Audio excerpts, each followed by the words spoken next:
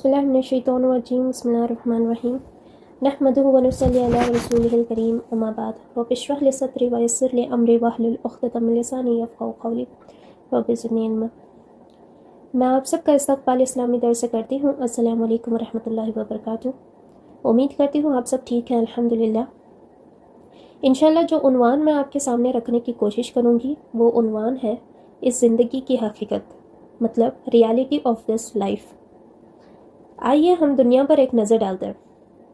इतनी खूबसूरत दुनिया, फुल ऑफ लग्जरीज, बड़े बड़े गाड़ियाँ, बंगले, हवेली, कैसीनो, नाइट क्लब और भी बहुत कुछ इस दुनिया में।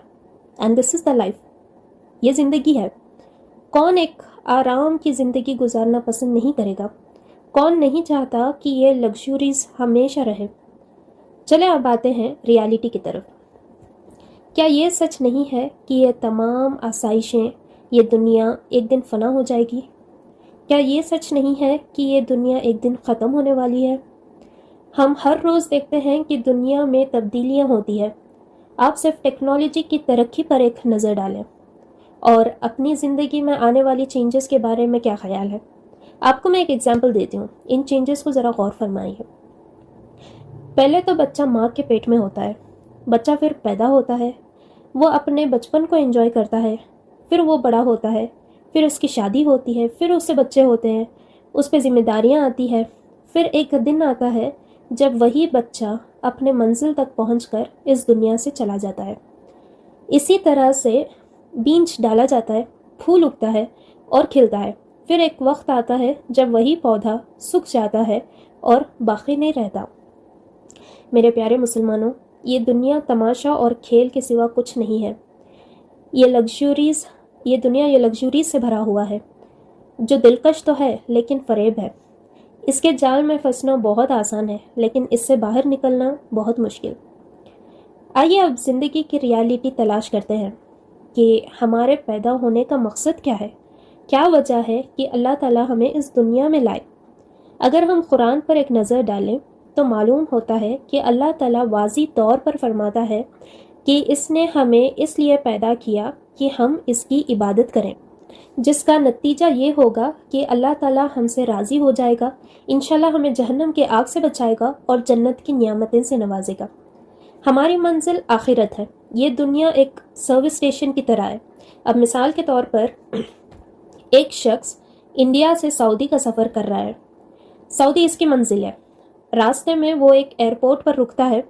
अब ये एयरपोर्ट पे वो शख्स सोने के लिए जगह नहीं तलाश करेगा या फिर स्टे होने के लिए जगह नहीं तलाश करेगा, बल्कि स्टॉप को मुख्तसर रखेगा, मतलब एकदम शॉर्ट रखेगा, क्योंकि वो जानता है कि अभी 2 घंटे बाकी है अपनी मंजिल से। एक बुखारी की हदीस है इसी तरह से कि हज़रत अब्दुल्ला इब्न उमर रज़ियल्लाहु अन्हु फरमाते हैं कि रसूलुल्लाह सल्लल्लाहु अलैहि वसल्लम ने एक मर्तबा मुझे पकड़ा और फरमाया, दुनिया में ऐसे रहो जैसे तुम मुसाफिर हो। और अगर हम अपने नबी करीम सल्लल्लाहु अलैहि वसल्लम की सीरत पर नज़र डालें तो हमें अंदाज़ा हो जाएगा कि हमारे नबी सल्लल्लाहु अलैहि वसल्लम का इस दुनिया से क्या ताल्लुक़ था। एक मौका पर रसूलुल्लाह सल्लल्लाहु अलैहि वसल्लम खजूर के पत्तरों से बने गद्दे पर आराम फरमा रहे थे और इसकी सख्त सिता यानी कि हार्ड सरफेस की वजह से रसूलुल्लाह सल्लल्लाहु अलैहि वसल्लम की पीठ पर निशान पड़ गए थे। हज़रत अब्दुल्ला इब्न मसूद रज़ियल्लाहु अन्हु ने कहा कि या रसूल अल्लाह, अगर आप हमें हुक्म दे तो हम आपके लिए सोने के लिए एक नर्म गद्दा ले सकते हैं। आप सल्लल्लाहु अलैहि वसल्लम ने फरमाया कि मेरा इस दुनिया से क्या ताल्लुक़ है? इस दुनिया से मेरा ताल्लुक़ इस मुसाफिर जैसा है जो थोड़ी देर के लिए दरख्त के नीचे आराम करता है, फिर इसे छोड़कर सफ़र जारी रखता है। अब देखें, चाहे हम दुनिया की कितनी ही ख़जाने हासिल कर लें, ये हमारी ख्वाहिशात को कभी पूरा नहीं करेगा, ये हमको कभी भी मुतमईन नहीं करेगा और हम तकरीबन हमेशा मज़ीद की ख्वाहिश करेंगे। तकरीबन हर बार जब दुनिया हमें कीमती चीज़ पेश करती है तो हमारी तवज्जो अगली बेहतरीन चीज़ की तरफ कर देगा, या हमें बड़ा घर, बड़ी गाड़ी या अगला फ़ोन के लिए तरसाएगा। नबी करीम सल्लल्लाहु अलैहि वसल्लम ने फरमाया, बनी आदम के पेट के लिए मिट्टी के सिवा कोई चीज़ भर नहीं सकती। एक कहावत है, कहते हैं मौत ने एक बार ज़िंदगी से पूछा कि सब तुमसे प्यार क्यों करते हैं और मुझसे नफ़रत करते हैं। تو زندگی نے جواب دیا کیونکہ تم ایک دردناک سچ ہو اور میں ایک خوبصورت جھوٹ ہوں۔ چلے اب ہم جانتے ہیں ہماری خوشی کس میں ہے۔ اگر آپ خوشی چاہتے ہیں تو میں سچ کہتی ہوں کہ اس کو پانے کا کوئی راستہ نہیں سوائے اللہ کے، آسمانوں اور زمین کا خالق۔ آپ نے دیکھا اللہ ہی ہے جس نے محبت اور خوشی پیدا کی اور اسے صرف اسی کے ذریعے ممکن بنایا۔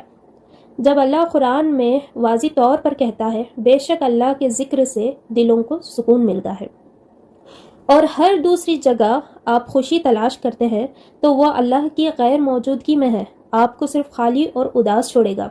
جیسے کہ اللہ تعالیٰ نے فرمایا ہے اور جو میری یاد سے منہ موڑے گا اس کی زندگی تنگ ہوگی۔ اگر آپ خوشی حاصل کرنا چاہتے ہیں تو جان لو کہ اللہ کے سوا کوئی راستہ نہیں، باقی سب کچھ مٹ جانا مقدر ہے، جبکہ صرف اللہ باقی رہے گا۔ اللہ ہمیں قرآن میں ہمارے وجود کی مکمل تصویر فراہم کرتا ہے۔ اسلام دنیا کی زندگی کو آخرت سے الگ نہیں کرتا۔ در حقیقت اسلام ہمیں زندگی میں تمام مادی چیزیں لوگوں کے لیے خدا کی خوشنودی کے لیے سخت محنت کرنے کے اوزار کے طور پر ہے۔ ہمیں محنت کرنی ہے انجوائے کرنے یا دوسروں کو دکھانے کے لیے یا چیزیں جمع کرنے کے لیے نہیں، بلکہ ہمیں محنت کرنی ہے جو کچھ ہمیں دیا گیا ہے اور جو موقع ہمارے سامنے ہے خدا کو خوش کرنے کے لیے استعمال کرنا ہے۔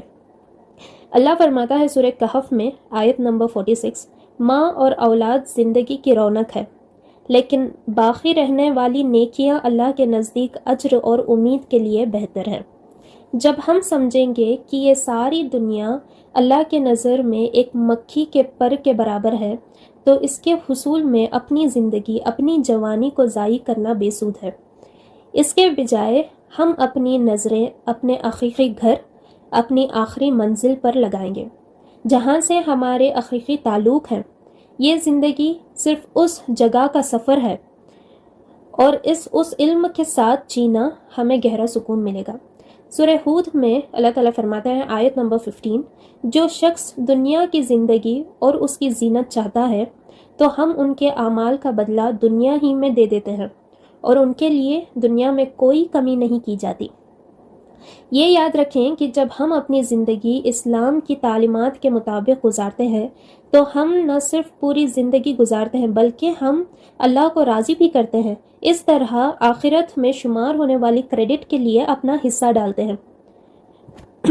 چلے اب جانتے ہیں کہ زندگی کے کسی بھی وقت ہم دو چیزوں میں سے کسی ایک میں مصروف رہتے ہیں۔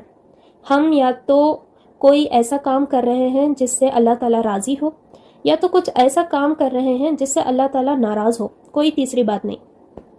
دوسرے لفظوں میں کہوں تو کسی بھی وقت ہم یا تو اپنی آخرت بنا رہے ہیں یا اپنی آخرت کو تباہ کر رہے ہیں۔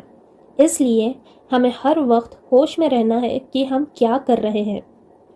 جب بھی ہم کوئی اعمال کر رہے ہو تو ہمیں ہمیشہ اپنے آپ سے پوچھنا چاہیے کہ میں اس وقت کیا کر رہی ہوں؟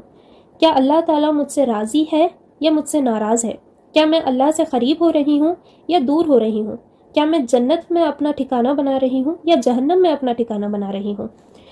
ایک بخاری کی حدیث ہے، رسول اللہ صلی اللہ علیہ وسلم نے فرمایا میت کے ساتھ تین چیزیں ہوتی ہیں، اس کے گھر والے، اس کا سامان اور اس کے اعمال۔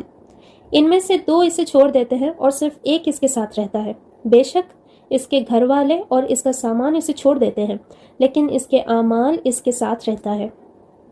لہٰذا یہ انتہائی اہمیت کا حامل ہے کہ ہم اس زندگی کے لیے تیاری کریں اور اپنے قریبی عزیزوں کو بھی ایسا کرنے میں مدد کریں، کیونکہ اس دنیا میں ہماری زندگی کا واحد مقصد یہی ہے، کوئی اور مقصد نہیں۔